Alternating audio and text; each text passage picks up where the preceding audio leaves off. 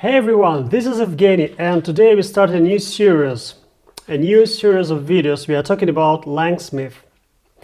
So previously, if you're watching other videos about LangGraph, I was briefly showing you what LangSmith is, and I thought, okay, maybe it's time to learn you this topic in a deeper way. Before we start talking about details, I want to say a couple of words about LangSmith, and in general, what's that?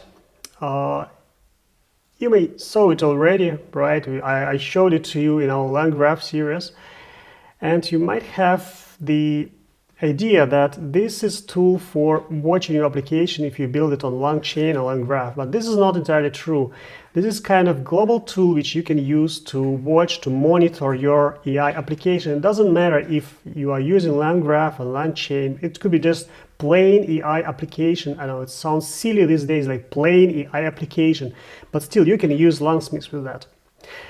And for our sandbox, I created a simple application, and this doesn't use any, let me show it to you.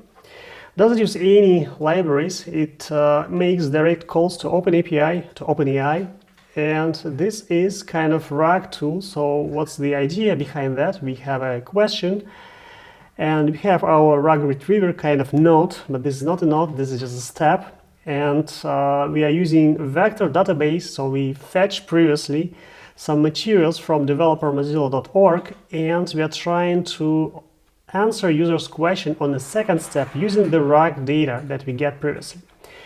And for that we use OpenAI, and we get back the answer, and everything is pretty standard, pretty simple. It's just sandbox application.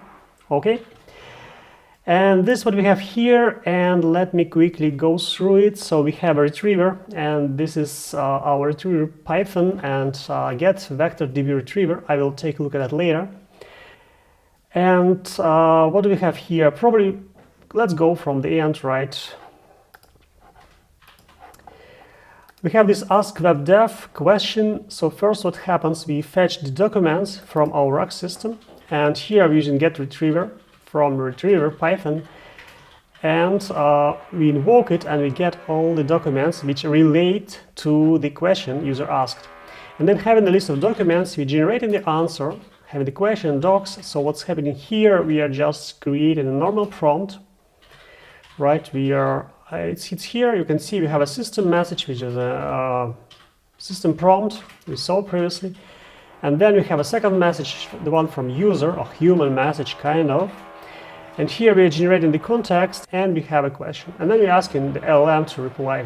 If I go to retriever, it's also kind of very straightforward way. What's happening here, we are fetching specific path from developer.mozilla.org website. We're not grabbing everything because it's a huge amount of information, so we are trying to create a very small piece of knowledge here. It's about learning web development.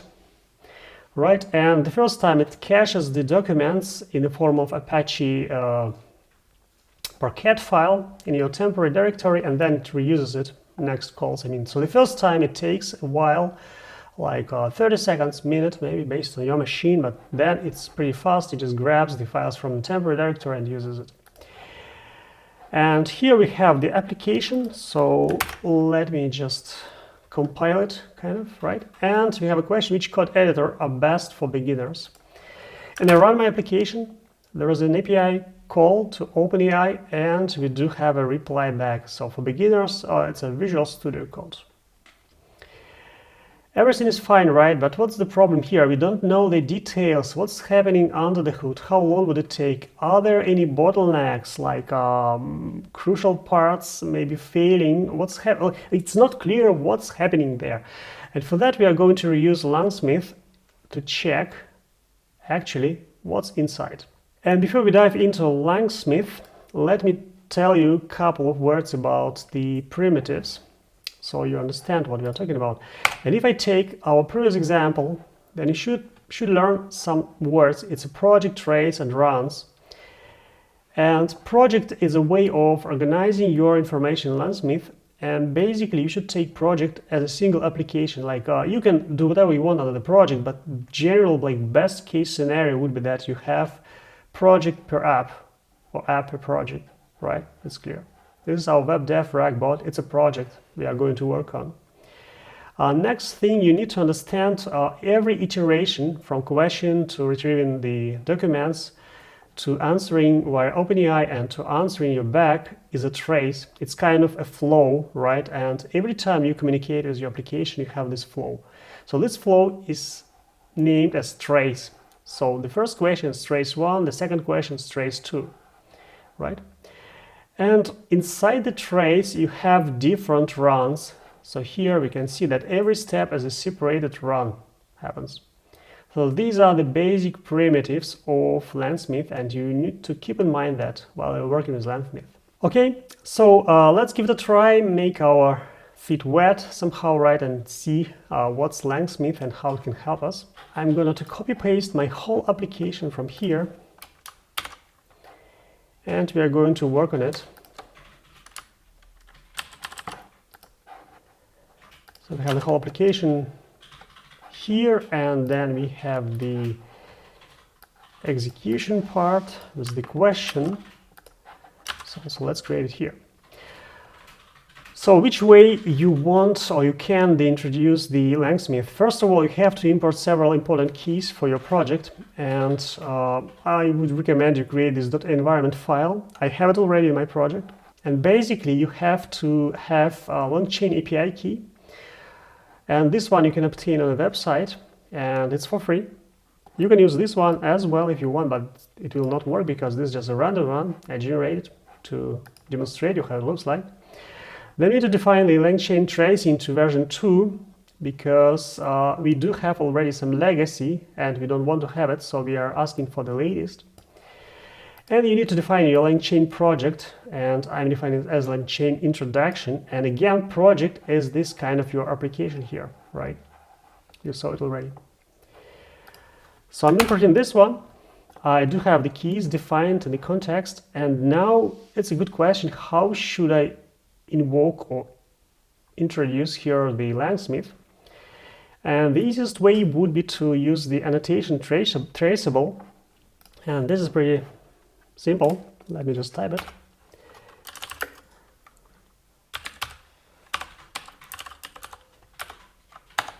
And it's here already, right?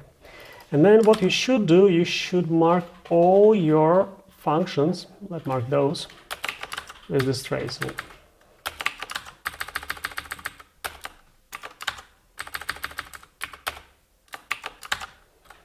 Okay. So we define it. We run it, and we have the same kind of answer. But let's check how it works, how it looks like in LangSmith. So you go to the website, and here you have the project names. And if you are not defining your project, then you have everything under default. But we do have this, our LangSmith introduction. And if I go inside, take a look. We have our runs here, right? If I go inside as well, and let me expand it. So what do we have here? We have our Ask Web Dev application, right? And we have several runs, and they're built into the run tree with certain hierarchy. And then you can see some details, right? For example, you can see that fetch documents took almost 2 seconds, generate answer took 2.5, no, almost 3, right? And another thing you have to, or you can check, right, is this input output, and it's pre-printed, but you can maybe show in raw format as well, right? And this is the way how every run is displayed. So you have input and output. This is the most important parts. For example, for fetching documents, what you have here, you have a query, and the raw output, you have some documents with metadata and some other stuff, and pre-printed way would be to a list of documents. So 4 documents were found and inserted. And the same, you can go deeper for vector store retriever, for example, and you also have some details. And what's interesting here, by they, I mean the LangSmith, LangGraph, LangChain guys, they're telling that adding this additional job on top, like traceable, doesn't affect the performance because it happens in the background. So it's not a case that you're adding something on top to your latency. And well, I'm not sure how true is that. We can give it a try. Let's run it several times and see for the same query. It depends, of course, but it's like kind of 4 seconds now. It depends on the load of OpenAI. It's 5 seconds. It's 2 and 2.5. And if I check it here, the same but using the traceable, it's the same value. See, it's 2 seconds. It's 2 seconds again. It's even faster, right? 2 seconds again. But again, I think the differences here is because of the load of OpenAI. But in general, interesting and important thing you need to remember that adding this traceable on top does not affect your latency. So it happens in the background, and this is a really cool feature. All right, what else do we have here? It's very interesting tab we have. It's called metadata. And in general, if I go to our root run here and check the metadata, I can see that already something was created for me automatically by LangSmith. So we have the LangChain core version, we have LangChain version, library, platform, we have the Python version and all this kind of stuff. And talking about metadata, it would be a good, cool idea if you can add your own metadata here, because as an example, you have filtering and you can filter by metadata. So this is very easy step or way how you can group the nodes, the runs you're interested in, and you can check it in more details, right? So there is a chance how to add some metadata data to your code as well. Which way you can do this? It's pretty easy. Let's share, for example, the model name we are using for our calls. And here,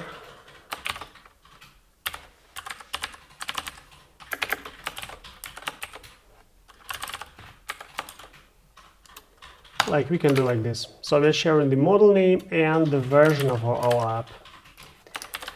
And you can do it selectively, or you can put it to everywhere, right? And so if I run our application again, and if I go back to our projects and pick the latest trace, right, this one. So what do we have here? Let's check. And here we have two additional attributes, like we do have a model and you have a version of app. So this is the way you can add additional information which helps you to analyze what you're doing. But there is another way you can define your runtime data also provided to LangSmith. And which way we can do this? You can add additional attribute which will be recognized by LangSmith on the runtime, and this is LangSmith Extra. And here you can provide your metadata on the runtime, right? Let's put something pretty simple, like we are providing a website which is developer.mozilla.org, which is the one we are fetching kind of information from. And again, let's give it a try and see where it appears. And I'm going back to our projects. I'm opening the last trace. And here, look at that, we do have another metadata information which was provided on the runtime. All right, I think that's enough for the first session. You have the feeling how it looks like the LangSmith. Again, we tried our application, which is not LangChain, LangGraph. It doesn't have any frameworks. It's a pure OpenAI API app, which has 2 steps, and we were able to show it in the LangGraph and look through some differences, right? And for example, even now we can see that, for example, the fetch documents take quite a few time while generating answers, the bottleneck probably here. And you can analyze such bottlenecks, you can parallelize them, maybe do it different way. So a lot of room for improvements. But we're going to progress here to see how to work with this LangSmith, and I will see you next time in the next video about that. See you and bye-bye.